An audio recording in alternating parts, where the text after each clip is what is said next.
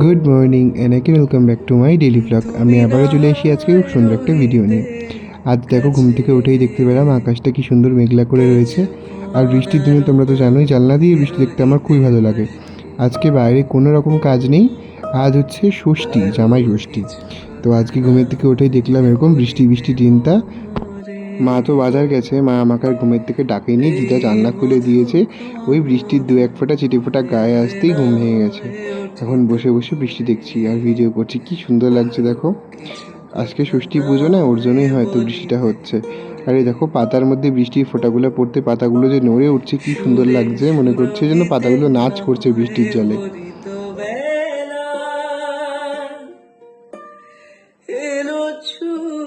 আমাকে যদি কেউ ঘন্টার পর ঘন্টা কোনো কাজ বাজ না দিয়েই জানলার সামনে বৃষ্টি দেখতে বসিয়ে দেয় একবার, আমি অনায়াসে 2-3 ঘন্টা কাটিয়ে দিতে পারবো। জানলা ধারে বসে বসে বৃষ্টির সময় কত কিছু যে মাথায় আসে, কবিতা গান টুকটুক করে সেগুলো করি। অরিজিনাল ভয়েসটা দিলেই বুঝতে পারতে কত রকমের যে বৃষ্টির গান আমি করছিলাম। আর এই যে তোমাদের যে বললাম আজ হচ্ছে ষষ্ঠী, তাই কিন্তু মা বাজার থেকে এসে সাথে সাথে কিন্তু ষষ্ঠী পুজো করতে বসে গিয়েছে। আমাদের বাড়িতে পুজো করার কোনো নিয়ম নেই, কিন্তু এই যে পুকুরে গিয়ে ষষ্ঠীটা করতে হয়। কিন্তু মা অনেক বছর হলো আমার কারণেই আর পুকুরে যায় না। একবার পুকুরে গিয়ে আমি ডুবে গিয়েছিলাম, তো তারপর থেকে মা আর যায় না। ঠাম্মা বলে দিয়েছে যে বাড়িতেই ষষ্ঠী করা হবে, এইভাবেই কলপাড়ের থেকে জল নিয়ে গামলার মধ্যে করে। সে অনেক বড় ঘটনা, পরে একদিন পড়া যাবে। আর তো এখন মা ষষ্ঠী করে এখন ঠাম্মাকে দিয়ে দিচ্ছে, আর দিদাকে এখনও দেয়নি, দেওয়ার তো কাগজ ওঠেনি, ওর জন্য আমাকে দিয়ে দিচ্ছে। তারপরে এই যে বাদ বাকি কাজগুলো হবে। আর এই যে ঠাম্মা কিন্তু সকাল সকাল আসে, এসে এই যে এখন দেখছি দিদা আলু ছুলছে, তো বসে বসে ঠাম্মা আর দিদা গল্প করছে আর আলু ছুলছে। আমাদের তো এই বাড়িতে ষষ্ঠী সেরকম কোনো নিয়ম নেই, ওই মা ষষ্ঠীটা করে ঠাকুরের সামনে এটা দিয়ে রাখে। আর এই তো আজকে সন্ধেবেলায় হঠাৎ করে খবর এলো যে মনিকের অ্যাপেন্ডিক্সের অপারেশনটা হবে কাল। তো আমি আর চলে যাচ্ছি, মা কালকে সকালে আসবে। অপারেশনটা সকাল সকালই হবে, ওর জন্য আমি যাব, তাহলে ভাই বোনও আমার কাছে থাকতে পারবে। আর মা কালকে সকালে আসবে, আর দীপুরাও কালকে সকালে আসবে। এই তো বাস ছেড়ে দিয়েছে কুচবিহারের উদ্দেশ্যে। আমার রাতে বাসে করে জার্নি করতে খুব ভালো লাগে। এই প্রায় 1 বছর পর আবার বাসে করে যাচ্ছি কুচবিহারে। দাদু যখন গত বছর মারা গেছিলো তখন তো আমাকে যেতে হয়েছে দিনাটাতে সকালবেলা করে টিউশন পড়তে। যেহেতু মা এখানে ছিল, দিদা একা ছিল, তার জন্য আমাকে রাত্রেবেলা করে চলে আসতে হতো। তখনই যাতায়াতটা করতাম, কী যে ভালো লাগতো। আর এই তো চলে এসেছি মনিকেদের এখানে। এসে কিন্তু ওই যে বাড়ির পুজোর ভিডিওটা দিয়েছে, তো ওটাই দেখছি। দিয়েছে অনেক দিন আগেই, মোবাইলে দেখেছি, কিন্তু বড় স্ক্রিনে দেখতে তো খুবই ভালো লাগে। তার জন্য ভিডিওটা আজকে বসে বসে চালিয়ে দিলাম। মনিকেরও একটু মনটা ভালো হয়ে যাবে তাহলে এই দিনগুলো দেখলে। কাল তো অপারেশন, মনে মনে তো একটা টেনশন কাজ করে। তো এর জন্য এখন একটু বসে বসে আমরা চা নিয়ে আড্ডা দিচ্ছিলাম আর বাড়ির পুজোর ভিডিওটা খুব মজা করে দেখছিলাম। এই ভিডিওটা দেখতে দেখতে পুজোর দিনটার কথা খুব মনে পড়ছিল। এখন মনে হচ্ছে যে কেন যে তখন তাড়াহুড়ো করে বাড়ির পুজোটা করলাম, এখন তো ফাঁকাই পড়ে আছে, এখন করলে কতটা ভালো হতো।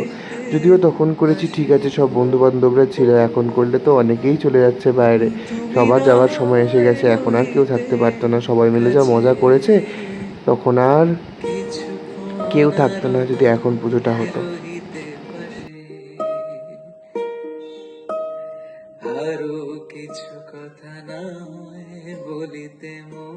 ভিডিওর প্রত্যেকটা ক্লিপ খুব যত্ন করে ওরা সুন্দর করে এডিট করেছে। ভিডিওটা যা সুন্দর হয়েছে না, প্রত্যেকটা সিনের কালার গ্রেডিয়েন্ট, গান চয়েস সব, যদিও গানগুলো আমি চয়েস করে দিয়েছিলাম, কিন্তু প্রত্যেকটা সিনে সেই সিন অনুযায়ী যে গানগুলো, সেগুলো সত্যি ওরা খুব সুন্দর করে ম্যাচ করেছে।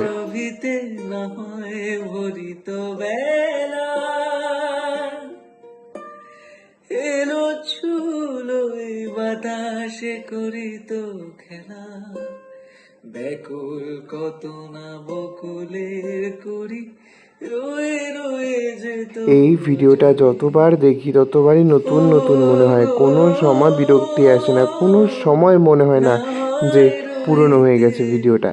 আর এই যে ভাই এখন ও ভিডিও আমাকে কোনো মতেই দেখতে দেবে না, টিভিটা অফ করো অফ করো, ফট করে যেন আমি ভিডিওটা দেখতে দেখতে টিভিটা অফ করে দিয়েছে।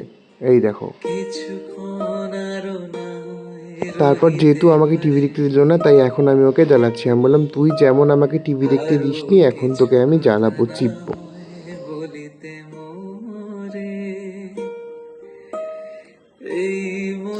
এখন বাড়িতে কি করব, শুয়ে শুয়ে আর ভালো লাগছে না, তাই বসেই আছি।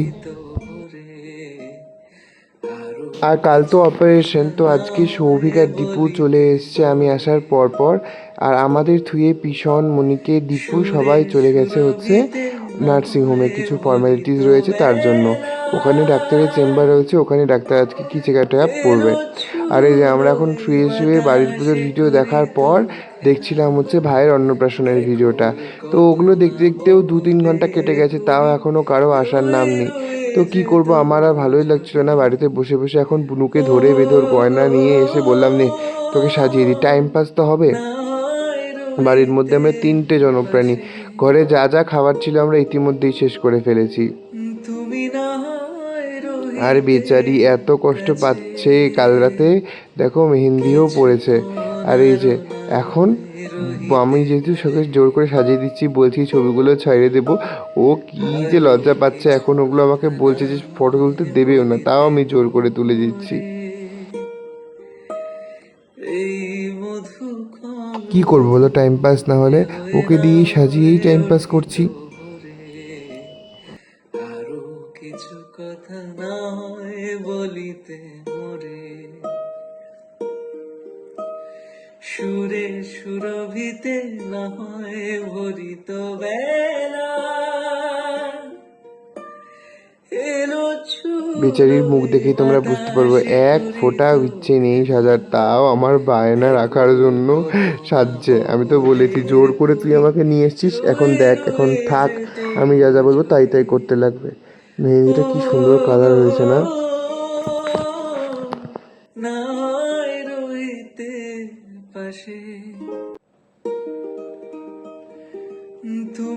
সবারই আর ভালো লাগছে না, অনেকক্ষণ ধরে বুনুকে সাজালাম, মজা করলাম, এখন আবার সেই বোরিং, এখনও কেউ আসছে না, প্রায় 2-3 ঘন্টা হয়ে গেছে। সবাই আসবে যে কখন কে জানে।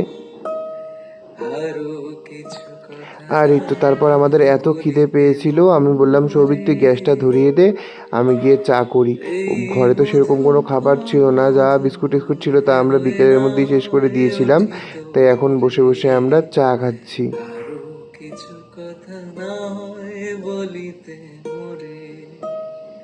এই তো রাত এখন বাজে 9টা, বাড়িতে সবাই চলে এসছে, আমরা ওদেরকে বলে একটু বেরিয়ে পড়লাম।